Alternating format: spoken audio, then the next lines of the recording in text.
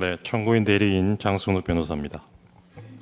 저는 이 사건 탄핵소추 사유와는 살짝 비껴나서 피청구인이 오염시킨 헌법의 말에 대해서 말씀드리려고 합니다. 피청구인이 헌법에 대해 언급했던 말을 일별해 보면서 그가 얼마나 왜곡된 헌법 인식을 가지고 있었는가 하는 점을 살펴보겠습니다. 말은 같은 말을 사용하는 언어 공동체의 구성원들이 서로 소통하는 수단이자 생각을 담는 그릇이라고 합니다. 따라서 누군가가 사용하는 말이 그 말하고자 하는 대상을 제대로 담아내지 못하고 엉뚱한 의미로, 심지어 정반대의 의미로 쓰인다면 더 이상 소통은 불가능할 것입니다.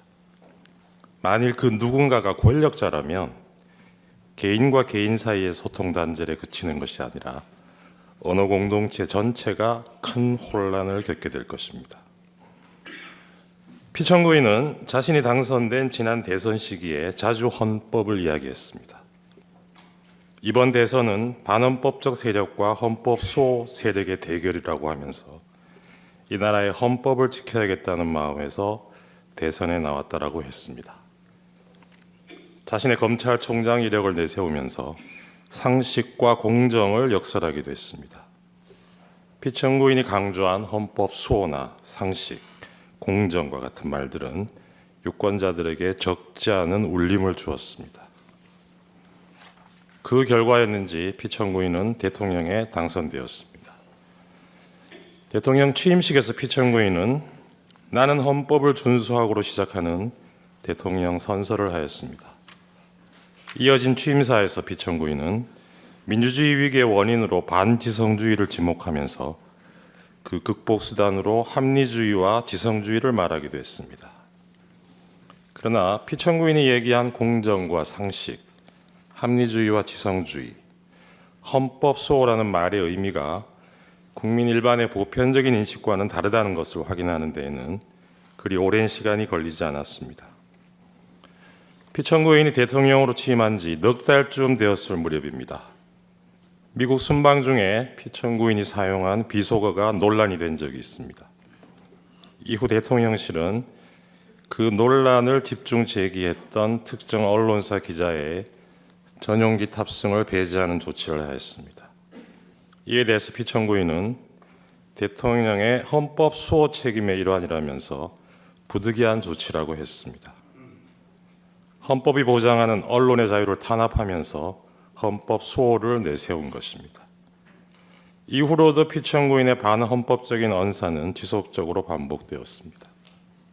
2022년 10월경에는 적대적 반국가 세력과는 협치가 불가능하다고 했습니다. 협치의 대상인 야당을 적대적 반국가 세력이라고 규정한 것입니다. 2023년 광복절 경축사에서도 우리 사회를 자유민주주의와 공산전체주의로 갈라진 분열적 상태로 규정하면서 사실상 진보적 시민사회와 야권을 싸잡아 반국가 세력, 공산전체주의 세력이라고 낙인 찍었습니다. 이후로도 정부나 대통령의 비판적인 세력을 자유민주주의에 반하는 것으로 보고 이들을 척결 대상으로 삼겠다는 피청구인의 인식은 갈수록 강고해졌고 그의 언어는 더욱 강팍해졌습니다. 피청구인의 이러한 언행에 민심이 등을 돌린 것은 당연한 일이었습니다. 2024년 4월 총선에서 국민들은 피청구인의 독단적인 국정 운영에 대해 냉엄한 심판을 하였습니다. 그러나 그러한 총선 결과를 받아들고도 비판 세력에 대한 피청구인의 태도는 달라지지 않았습니다. 오히려 선거 결과를 부정선거의 탓으로 돌리려는 망상을 키워온 것으로 보입니다. 피청구인은 급기야 종북 반국가 세력을 척결하겠다면서 45년 만에 비상계엄을 감행하기에 이르렀습니다. 12.3 그날 대국민 담화를 필두로 피청구인은 일련의 어지러운 말들을 쏟아냈습니다. 그날 밤 담화문에서 피청구인은 야당의 입법 독재가 헌정 질서를 짓밟고 있다고 했고 내란을 획책하는 명백한 반국가 행위라고 규정했습니다. 국회는 범죄자 집단의 소굴이 되었고 자유민주주의 체제를 붕괴시키는 괴물이 되었다고 했습니다. 그러면서 폐악질을 일삼은 만국의 원흉, 파렴치한 종북 반국가 세력들을 일거에 척결하고 자유헌정 질서를 지키기 위해 비상계엄을 선포한다고 했습니다. 피청구인이 말하는 자유헌정 질서, 즉 자유민주적 기본 질서의 핵심 요소는 복수정당제 하에서 야당으로 대표되는 정치적 반대파를 존중하고 보호하는 것입니다. 피청구인은 대국민 담화에서 존중과 보호의 대상인 이들을 척결하겠다고 했습니다. 이것은 자유민주적 헌정 질서를 파괴하겠다는 것과 다를 바 없습니다. 그런데도 이 대목에서도 피청구인은 자유민주적 헌정 질서를 지키기 위해서라고 강변했습니다. 자유민주적 기본 질서에 대한 피청구인의 이러한 전도된 헌법 인식은 자신이 검토하였다고 실토한 포고령에도 오롯이 드러나 있습니다.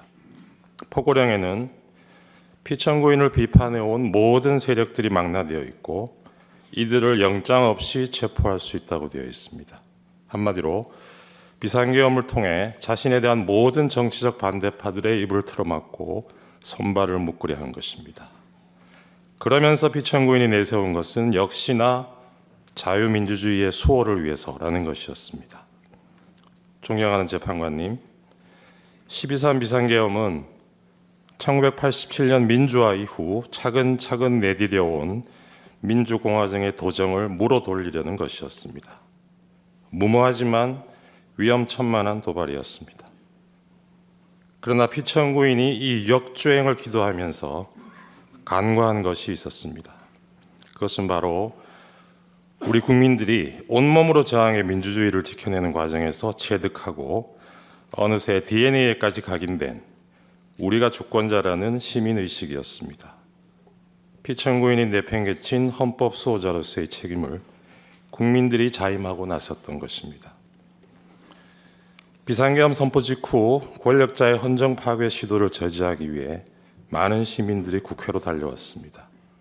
그 모습은 대한민국의 주권은 국민에게 있고 모든 권력은 국민으로부터 나온다는 헌법 제1조가 현실에서 작동하는 것을 확인시켜주는 감동적인 장면이었습니다.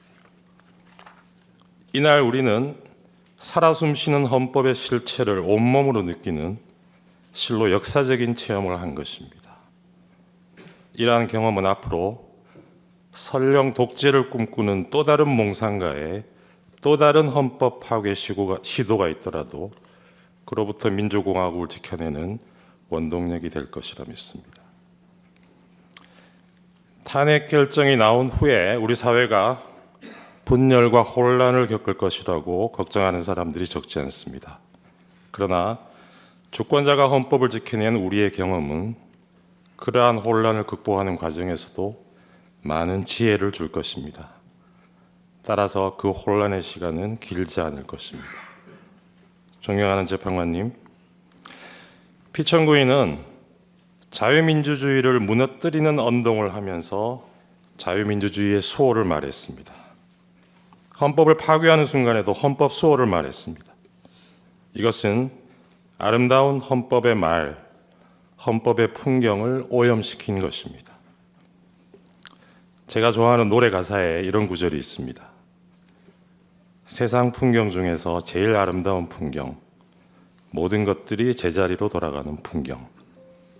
이 노랫말처럼 모든 것들이 제자리로 돌아가고 우리도 하루빨리 평온한 일상으로 돌아갈 수 있기를 소망합니다. 저는 그 첫 단추가 권력자가 오염시킨 헌법의 말들을 그 말들이 가지는 원래의 순수한 의미로 돌려놓는 데서 시작되어야 한다고 믿습니다. 국민과 함께 이 사건 탄핵 결정문에서 피청구인이 오염시킨 헌법의 말과 헌법의 풍경이 제자리를 찾는 모습을 꼭 보고 싶습니다. 감사합니다.